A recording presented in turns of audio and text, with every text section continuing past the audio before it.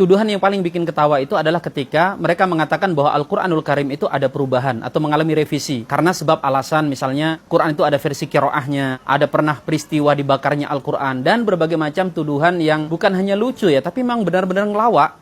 Karena Al-Quranul Karim itu benar-benar terjaga dan dijaga. Dan keyakinan bahwa Al-Quran itu terjaga bukan hanya karena ada firman Allah Subhanahu wa taala yang menjaminnya, "Inna nahnu nazzalna dzikra wa inna lahu lahafidun." Kami yang menurunkan al-dzikr, Al-Quran itu, dan kami yang akan menjaganya. Bukan hanya sebatas itu. Karena Islam ini bukan hanya agama dogma. Begitu ada pernyataan Tuhan, lalu kita imani dengan membuang akal sehat kita. Karena penjagaan Allah atas Al-Quran, itu juga bisa dijelaskan secara logis. Paling tidak, diantaranya adalah seperti ini. Al-Quran itu adalah kitab suci yang unik. Dia dibaca setiap saat oleh para pengikutnya, yang itu tidak dilakukan oleh pengikut agama lain terhadap kitab sucinya. Coba bayangkan, dulu sampai hari ini, Al-Quran itu dibaca berulang-ulang. Asal tahu aja ya, di masa-masa Islam, Quran itu hampir dikhatamkan setiap hari oleh kaum muslimin. Makanya kan sampai ada larangan dari Nabi SAW, mereka menghatamkan Quran setiap hari.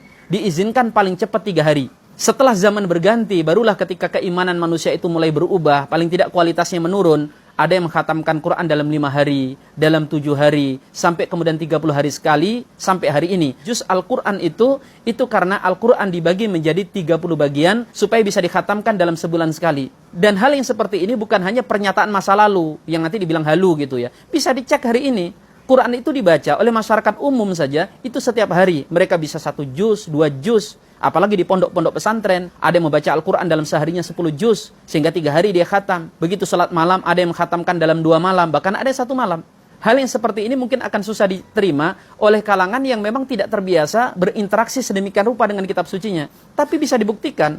Kalau tidak percaya, datang saja ke pondok pesantren. Saya ingin lihat bagaimana seorang muslim menghatamkan Quran dalam 1 malam. Itu bisa dibuktikan. Kalau di zaman hari ini, di mana umat Islam mengakui mereka hidup di zaman di mana iman mulai banyak menurun, kondisinya orang masih bisa seperti itu dengan Al-Quran, lalu bagaimana dengan kondisi di masa lalu yang iman masih terjaga? Makanya ada riwayat kan yang sampai ke kita bahwa para ulama dahulu itu sholat malam dengan sekali khatam. Mereka ada yang menghatamkan Quran dalam Ramadan itu 50-80 kali. Kitab yang dijaga dengan cara seperti itu sangat logis kalau kemudian tidak mungkin terselip kesalahan di dalamnya. Hari ini, apalagi zaman dahulu, Quran itu jangankan ketambahan 1 kalimat, ketambahan 1 huruf saja, itu akan langsung diketahui. Dan Al-Quran itu tidak dijaga dengan tulisan. Makanya nanti akan kita bahas di lain kesempatan, kenapa mushaf Al-Quran itu diseragamkan oleh Utsman dan kemudian dibakar. Itu tidak ada kaitannya dengan Quran yang ada di dada-dada kaum muslimin yang mereka hafal.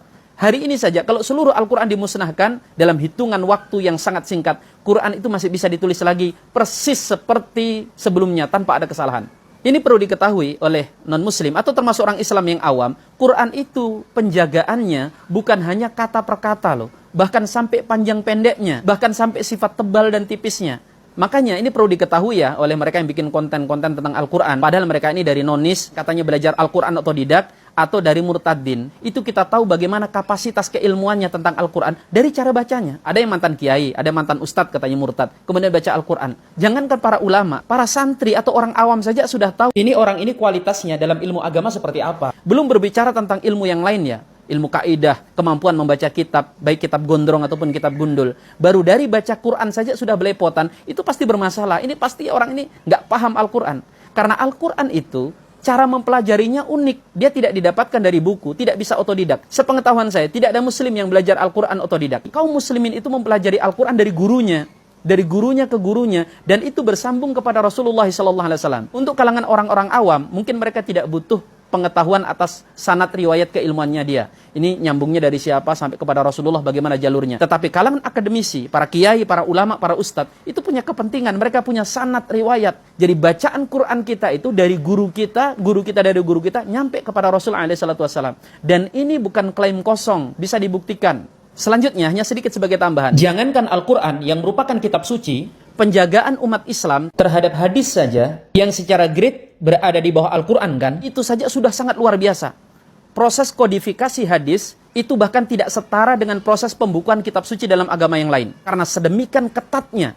Karena sebuah riwayat itu tidak serta-merta bisa diterima. Harus bersambung sanad periwayatannya. Orang-orangnya harus dicek bagaimana kualitasnya, bagaimana proses transmisinya, dan lain sebagainya. Itu baru hadis. Cara menjaganya seperti itu. Lalu bagaimana dengan Al-Quran? Udah, jangankan hadis, apalagi Al-Quran. Sampai perkataan ulama saja dalam Islam itu harus ada jalur periwayatan secara asal. Makanya ada istilah dalam dunia Islam itu, sammulana rijalakum. Ilmu ini kamu dapatkan dari mana? Dari siapa? Sumbernya bagaimana? Hanya kita hari ini yang terlalu longgar gitu. Di mana hari ini zaman sosmed, orang bisa broadcast sembarang ilmu, informasi dan sebagainya. Tetapi kalau kita lihat secara asli keilmuan Islam, itu sangat menjaga sanad keilmuan. Yang itu merupakan mata rantai keilmuan dalam fikih, dalam sirah, dalam hadis, dalam bahasa. Yang itu semuanya memiliki sanad riwayat keilmuan sampai kepada empu ilmu tersebut. Dan tradisi ini sekali lagi tidak dimiliki oleh tradisi keilmuan agama yang lain. Makanya wajar kalau kemudian mereka mempertanyakan Al-Quran. Lawang mereka baca kitab suci, mereka belum tentu khatam sekali dalam setahun, bahkan dalam seumur hidup.